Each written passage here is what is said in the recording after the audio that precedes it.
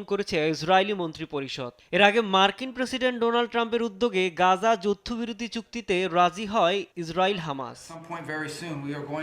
বার্তা সংস্থা রয়টার্স জানায়, এর ফলে ২৪ ঘন্টার মধ্যে গাজায় যুদ্ধবিরতি স্থগিত করার ও ৭২ ঘন্টার মধ্যে গাজায় আটক ইসরায়েলি জিম্মিদের মুক্তির পথ পরিষ্কার হলো। গাজায় ২ বছরের যুদ্ধের অবসান ঘটাতে মার্কিন প্রেসিডেন্ট ডোনাল্ড ট্রাম্পের উদ্যোগের প্রথম ধাপে ইসরায়েল হামাস সম্মত হওয়ার ২৪ ঘন্টা পর শুক্রবার ইসরায়েলি মন্ত্রিসভা এই চুক্তি অনুমোদন করে।